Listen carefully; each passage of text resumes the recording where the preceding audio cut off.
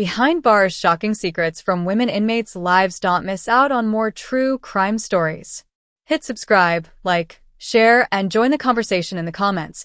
The air was thick with tension as the clang of the metal doors echoed throughout the facility. Suddenly, chaos erupted in the common area of the women's prison. An alarm blared, signaling a riot.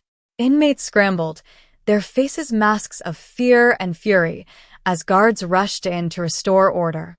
The scene was chaotic.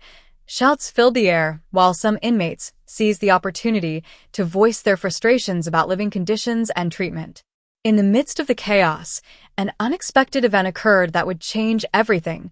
A guard stumbled upon a hidden stash of contraband, a sizable amount of drugs and makeshift weapons, stashed away in an area that should have been secure. This discovery was not just a routine find. It hinted at something larger and more sinister within the prison walls.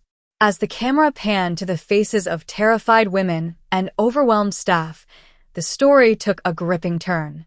What had been a typical day was now a full-blown crisis, raising questions about corruption, safety, and the very fabric of survival inside the institution. Who was orchestrating these operations, and what would happen next?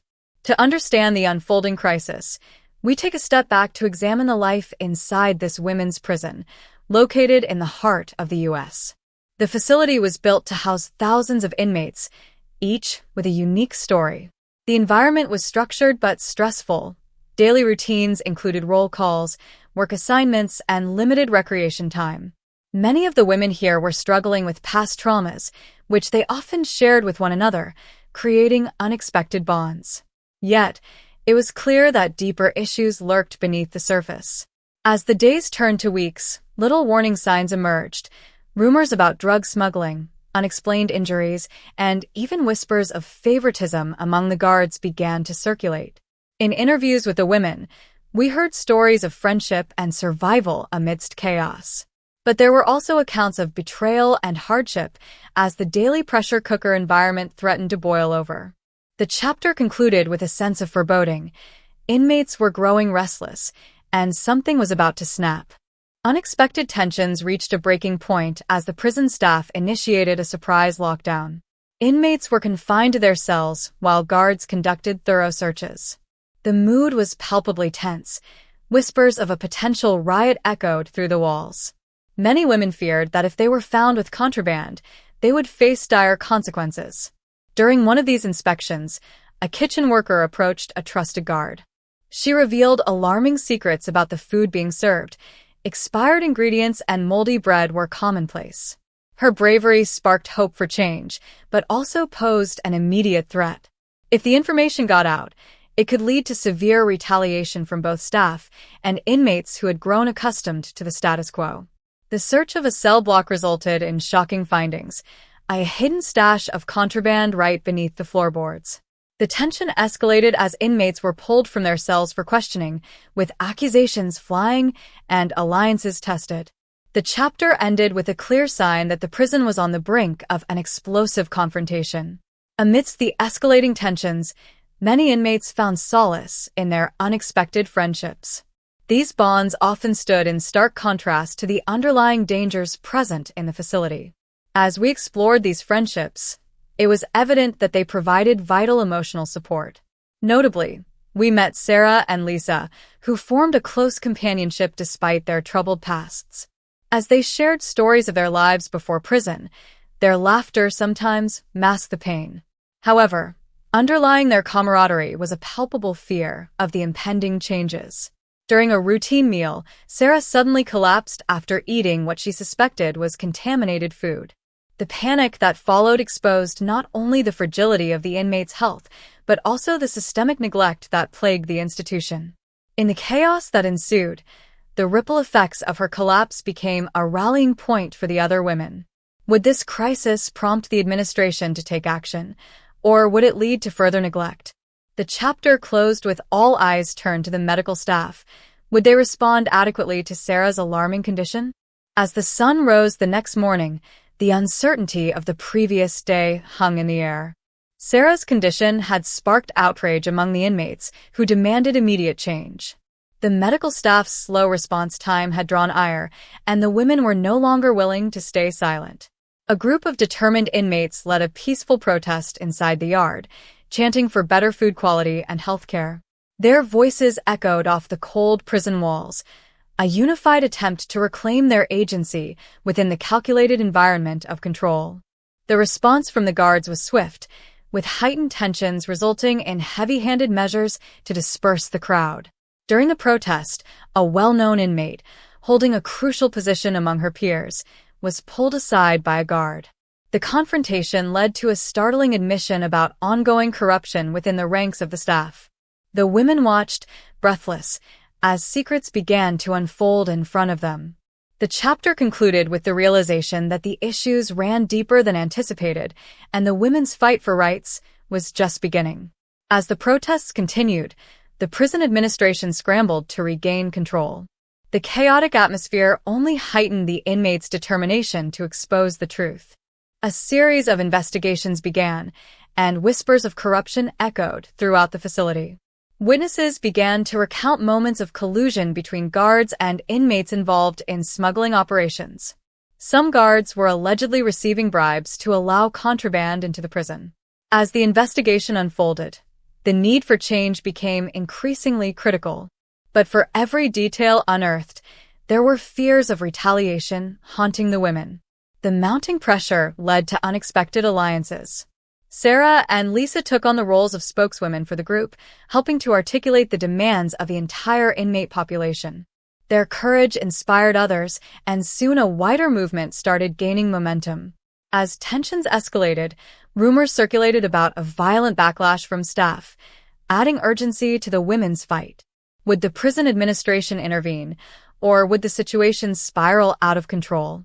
The chapter ended on a tantalizing cliffhanger.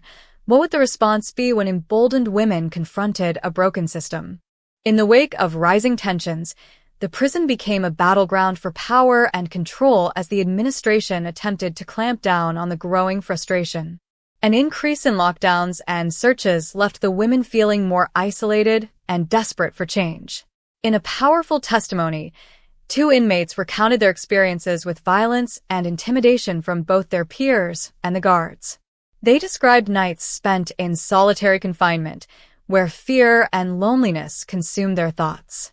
This sentiment resonated deeply with others, igniting fierce conversations about survival and the support mechanisms that were once relied upon. However, as more women spoke out, a retaliation plan emerged from the guards. Rumors suggested a raid on the cell blocks was imminent, designed to suppress the voices asking for justice. This critical moment propelled the women to make a decision: either continue to fight for their rights or remain silent and risk further abuse. The chapter concluded with the women uniting behind a common cause, vowing to stand together against the violent crackdown looming over them. Would their solidarity be enough to withstand the coming storm, or would fear triumph? Just as the looming threat of a raid seemed inevitable, the mood shifted dramatically. The prison administration was forced to take the inmates' demands seriously when media coverage began to emerge. Stories about the women's conditions caught the attention of reporters and activists, highlighting the systemic issues within the facility. Armed with newfound hope, the women strategized ways to leverage public attention to force the administration to reckon with their plight. The solidarity among the inmates grew stronger, culminating in a mass gathering in the yard, an attempt to draw attention from the outside world. During this critical moment, a guard attempted to intervene, leading to heated exchanges that threatened to escalate into violence. However, the women stood their ground, chanting for their rights, firmly declaring that enough was enough. As onlookers began to capture footage, an unexpected twist unfolded. An influential activist appeared at the gates, eager to support their cause. The chapter ended with renewed energy. The fight was spotlighted, but would that be enough to create real change? As the activist began working with the inmates, their collective voices gained traction beyond the prison walls. The media frenzy surrounding their demands put pressure on the administration, resulting in a genuine dialogue about conditions and reforms. Inmate testimonials flooded various platforms, detailing their experiences and the hidden dangers posed not just by fellow inmates, but by the very system designed to protect them. The women's stories revealed shocking patterns of neglect, human rights abuses, and ineffective enforcement of policies intended to maintain safety. Behind the scenes, tensions remained high within the prison as guards grew increasingly hostile. Fear of losing control prompted some staff to resort to intimidation tactics against inmates who spoke out or organized. Ultimately, the chapter culminated in a critical meeting between the administration and representatives of the activist groups, aiming to address the women's concerns directly. As the dialogue opened, a sense of hope mingled with anxiety. Would the administration genuinely listen, or would this be another empty promise?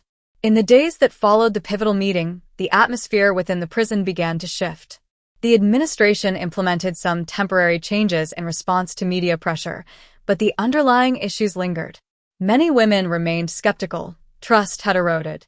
The activists continued to amplify the women's stories, pushing for long-term reform instead of quick fixes that wouldn't address foundational problems. As their demands gained attention, the urgency for mental health support, improved medical care, and adequate living conditions, more shockwaves reverberated within the facility. As the prison reeled from the unexpected attention, an alarming incident occurred. A planned attack on Sarah and Lisa was intercepted just in time, revealing an alarming network of complicity among certain guards and inmates. The revelation sent ripples through the facility, now understanding the true danger they faced. The chapter closed with a cliffhanger. Would the situation force the prison administration to confront their failures, or would the cycle of corruption continue? The women were ready to fight for their lives and rights, and the outcome was uncertain. But one thing was clear: their stories could no longer be ignored.